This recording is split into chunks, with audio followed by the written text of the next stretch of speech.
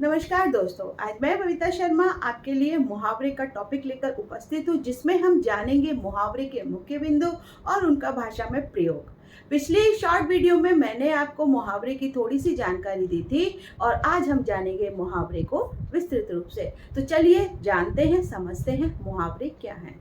मुहावरे मुहावरा एक ऐसा वाक्यांश है जिनका सामान्य अर्थ नहीं बल्कि एक विशेष और लाक्षणिक अर्थ निकलता है।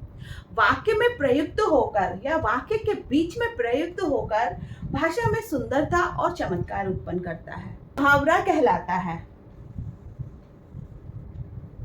मुहावरा जिन्हें हम अपनी भाषा में प्रयोग करते हैं, जिनके अर्थ के द्वारा हम अपनी बातों को भी कह लेते हैं। मुहावरे को बिंदुओं के द्वारा समझते हैं। मुहावरे के मुख्य 3 बिंदु होते हैं। का मुहावरों का विशेष अर्थ होता है। खा मुहावरों के प्रयोग से भाषा सुंदर और प्रभावशाली बनती है। गा विशेष अर्थ के कारण मुहावरेदार भाषा सभी को अच्छी लगती है। जब सभी लोग आपस में बातचीत करते हैं तो बीच बीच में मुहावरे बोलते हैं, तो उससे भाषा की सुंदरता और अधिक बढ़ जाती है। मुहावरा और अर्थ। नंबर 1, अंग अंग मुस्काना, बहुत प्रसन्न होना। नंबर 2, अंगूठा दिखाना, साफ इनकार करना। नंबर 3, 9 2 11 होना, भाग जाना। नंबर 4, चिकना घड़ा, कोई असर न होना, बेअसर। नंबर 5, उंगली उठाना, दोष लगाना। 6, कान भरना, चुगली करना। 7, घी के दिए जलाना, खुशियां मनाना। 8, घोड़े बेचकर सोना, गहरी नींद में सोना। 9, छक्के छुड़ाना, पूरी तरह हरा देना। नंबर 10, हवा से बातें करना, बहुत तेज दौड़ना।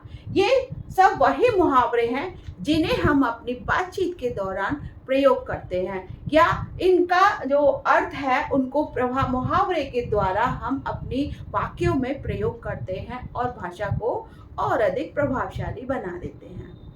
इसी तरह से और भी बहुत सारे मुहावरे हैं जो आपने पढ़े होंगे, सुने होंगे।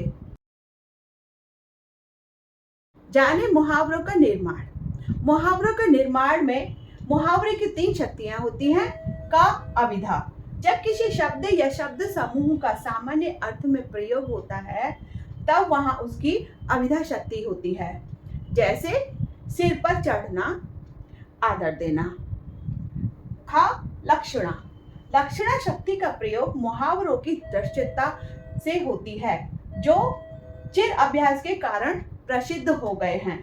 जैसे अंगारों पर लौटना, आंख मारना, शेर बनना, आसमान पर दिए जलाना, दूध घी की नदियां बहाना। ग व्यंजना, जब अविधा और लक्षणा अपना काम करके विरत हो जाती हैं या अपना काम करके अलग हो जाती हैं, तब जिस शक्ति से शब्द समूह या वाक्यों के अर्थ की सूचना मिलती है उसे व्यंजना कहते हैं। इसका अर्थ मुहावरों में व्यंग्यार्थ रहता है, जैसे ढीठ होना, सिर पर चढ़ना। इस वाक्य में व्यंग्यार्थक शब्दों का उपयोग किया गया है या किसी वाक्य में टिप्पणी करी गई है, व्यंग कसा गया है, तो वो सारे शब्द समूह किसके अंतर्गत आएंगे? व्यंजना के अंतर्गत आएंगे। अलंकारों का प्रयोग। अब मुहावरों में अलंकारों का प्रयोग भी होता है, जानेंगे कैसे कैसे अलंकार। अनेक मुहावरों में अलंकारों का प्रयोग होता है, लेकिन इसका मतलब ये नहीं है, इसका अर्थ ये नहीं है कि प्रत्येक मुहावरा जो है वो अलंकार है। कैसे? इसके 4 भाग हैं। तो पहला का सादृश्य मूलक मुहावरे। सादृश्य मूलक मुहावरे: लाल अंगारा होना, उपमा अलंकार। अंगार बरसना, रूपक अलंकार। सोना सोना ही है, अनन्वय अलंकार। अलंकारों के ऊपर मैं वीडियो बना चुकी हूँ, आप जाकर मेरे चैनल पर अलंकार की वीडियो देख सकते हैं। था विरोधामूलक मुहावरे: इधर उधर करना, ऊंच नीच देखना, पानी से प्यास न बुझना आदि। ग स्मृति मूलक मुहावरे: दिया गुल होना, दुकान बढ़ाना, भरा पूरा रहना आदि। शब्द अलंकार मूलक मुहावरे: अंजर पंजर ढीले होना, कच्चा पक्का, बोरिया बिस्तर बांधना आदि। इस तरीके के मुहावरे आमतौर पर वाक्य में प्रयोग होते हैं या बातचीत की भाषा में भी प्रयोग होते हैं, जिनमें हमें अलंकार होने की अनुभूति होती है। लेकिन हम इसे ये नहीं कह सकते कि इसमें सभी मुहावरे जो हैं अलंकार हैं। कुछ मुहावरे प्रथाओं पर भी आधारित होते हैं, जैसे बीड़ा बजाना, टेढ़ी खीर, सोने का मृग होना।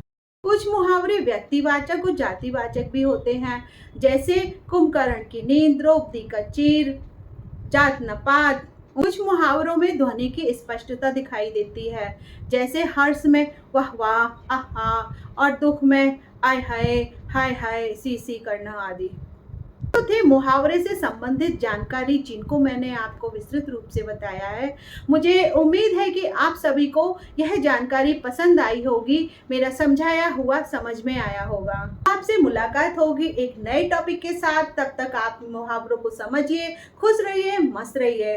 Bye bye. और हाँ, मेरी वीडियो पर लाइक और कमेंट जरूर करिएगा।